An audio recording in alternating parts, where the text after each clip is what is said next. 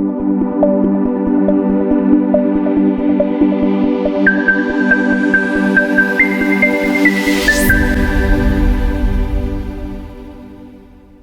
الله الرحمن الرحیم. عرض سلام و خسته نباشید دارم خدمت تمامی شما جوانان عزیز. انشاءالله که خوب و خوش و سرحال و صحتمند باشید.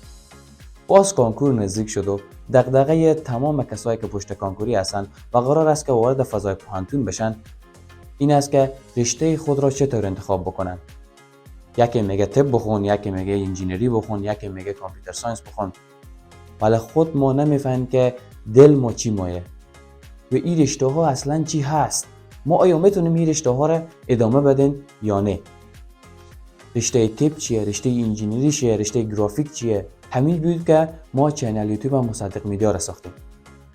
چینل یوتیوب و مصدق میدیا قرار است که ما در این چینل یوتیوب تمام رشته هایی که در پوهنتون های افغانستان تدریس میشه را برای شما به صورت بسیار ساده معرفی کنیم.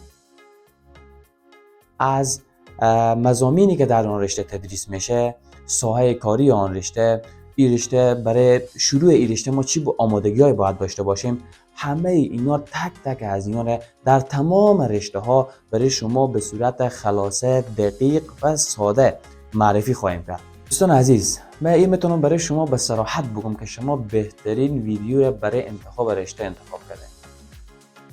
دوستا، ما قرار است که در چینل یوتیوب مصدق میدیا مثل که در اول گفتم تمام رشته ها را معرفی بکنیم.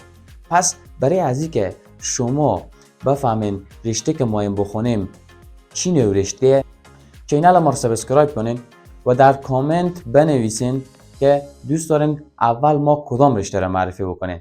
و همچنان دوستان عزیز یادتان نره که حتما زنگوله رو فشار بدین تا که از ویدیوی بعدی که ما آپلود میکنیم داخل چینل با خبر باشه. تشکر از اینکه ویدیوی ما رو تا آخر دیدین. خوب و خوش و سرحال و صحتمند باشید.